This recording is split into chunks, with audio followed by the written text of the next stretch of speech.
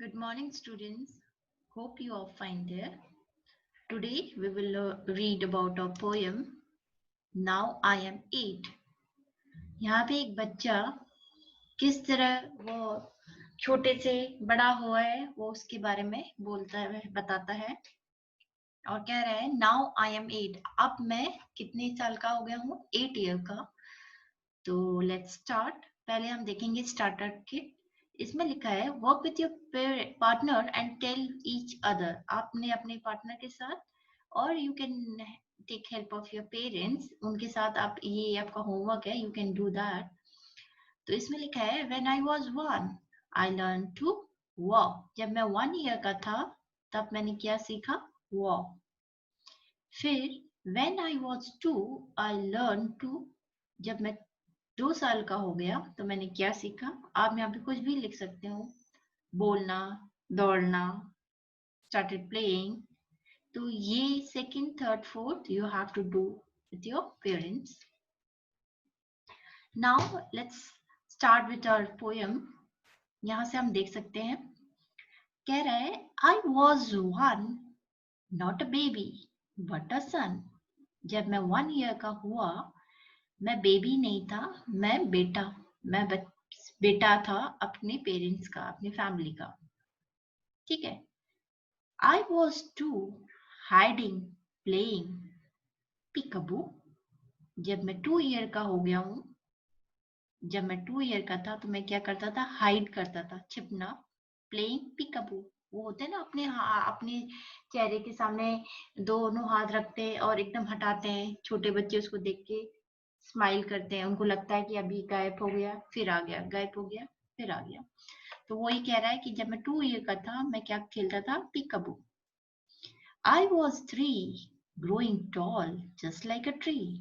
जब मैं 3 ईयर का हो गया, ये देखिए, ये ग्रो कर रहा है ना, बड़ा हो गया. छोटा बच्चा छोटा हाइट का होता है, अब इसकी हाइट बढ़ गई है.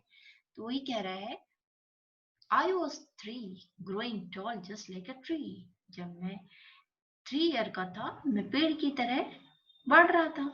I was 4 opening the big school door. जब मैं 4 ईयर का हुआ तो मैं अपने स्कूल का गेट भी खोल सकता था. ठीक है. I was 5 playing cars in the drive. जब मैं 5 ईयर का हुआ तो मैं किससे खेलता था? कार से.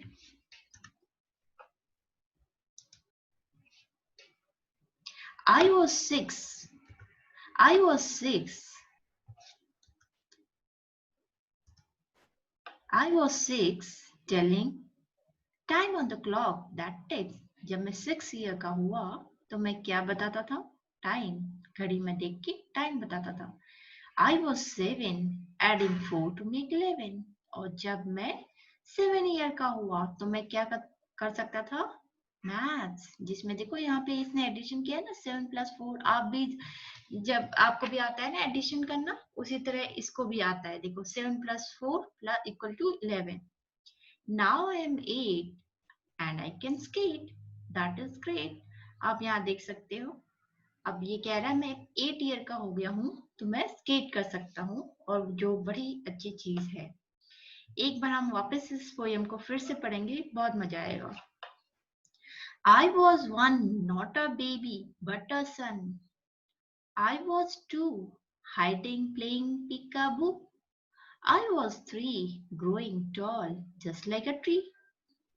I was 4 opening the big school door. I was 5 playing cars in the drive. I was 6 telling time on the clock that ticks. I was 7 adding 4 to make 11. Now I am 8 and I can skate. That is great. तो आप यहाँ देख सकते हैं कुछ question answer हैं.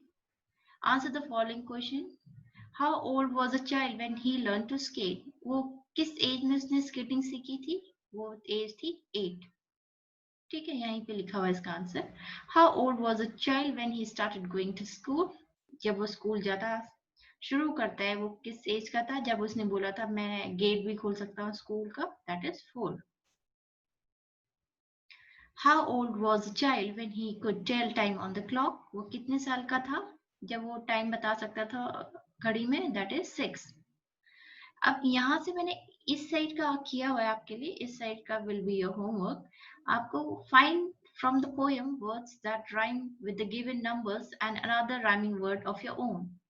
आपने यहाँ पे राइमिंग लिखना है बुक से देख के जो मैंने लिखा है, और यहाँ पे आप कुछ भी लिख सकते हैं जो इससे राइम करता है। जैसे 1 का सन, आपने यहाँ पे गन बनाया है।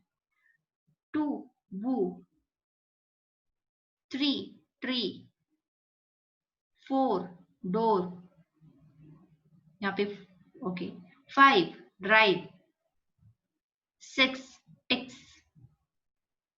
7 11, 8 स्केट, ग्रेट। जिस तरह मैंने यहाँ पे ग्रेट लिखा है उसी तरह आपने अपने आप वर्ड लिखना है। अब यहाँ पे we use number to show the quantity of the order of things. Cardinal number किसे कहते हैं? Are use to show how many of things as 1 2 3 4 5। जो नंबर काउंटिंग होती है इसको कार्डिनल नंबर कहते हैं। ऑर्डिनल नंबर कहते हैं use to show the order of things, like order, ठीक है, जैसे ये फर्स्ट है, ये सेकंड है, ये थर्ड है, ये फोर्थ है, ऑर्डर को क्रिएट करता है। तो यहाँ मैंने आपके लिए किया हुआ है कार्डिनल और ऑर्डिनल। तो ये आप सभी को आता है काउंटिंग 1 से लेकर 25 तक। उसके बाद ये ऑर्डिनल्स हैं, ये आपको लिखने हैं, जैसे मैंने कुछ लिखे हुए हैं आपके लिए। First, second, third, fourth, fifth, six, seventh, 8, 9, 10, 11, 12, 13th, 14th, 15th, 16th, 17th, 18th, 19th, 20th, 21st, 22nd, 23rd, 24, 25। ठीक है, ये ऑर्डर्स हैं। तो hope you like this video. Yeah, we have an assignment too based on lesson 3 and 4. यहाँ पे हमने last lesson जो पढ़ा था उसी का असाइनमेंट है। Bruno and Kitty were faithful pets. Kitty kept her master house free from mice. Bruno kept it safe from thieves, but their master was a big miser. Miser मतलब कंजूस. He didn't give the animal enough to eat. अब इससे question बनते हैं, What did Kitty and Bruno do for their master? Kitty and Bruno keep their master house free from mice and from thieves. Why did the master not give them enough to eat? The master did not give enough food to eat because he was a miser. अब ये important है, plural form और action, ये ING form. ठीक है, plural में thief, thief का F हटके क्या लगेगा? VES। स्टोरी, स्टोरी में वाई हटके क्या लगेगा? IES, stories. माउस का प्लूरल होता है mice. Write these action word with ING, इनमें ING लगाना, जैसे ईटिंग, लिविंग, रनिंग। अब यहाँ पे आपने क्वेश्चन लिखने हैं इस तरह से आंसर को देख के, जैसे नीचे लिखा I am reading a story, तो क्वेश्चन बनेगा आप क्या पढ़ रहे हो? What are you reading? Second, answer लिखा है आई एम गोइंग होम, मैं घर जा रहा हूँ, तो क्वेश्चन क्या बनेगा? आप कहाँ जा रहे हो? तो वेयर आएगा। Okay. Third, I am getting late, मुझे देर हो रही है, तो क्वेश्चन आएगा व्हाई आर यू रनिंग? ठीक है। अब ये rearrange the word to make sentences, आपने ये रीअरेंज करा है, आप देख सकते हैं, मतलब आगे पीछे जम्बल्ड है, तो आपको इनको सही सीक्वेंस में लाना है। जैसे he pulled the dog's tail, ठीक है, पहले आएगा he pulled the dog's tail, आगे ate, played, they together, they ate together and played, ठीक है, इस तरह से।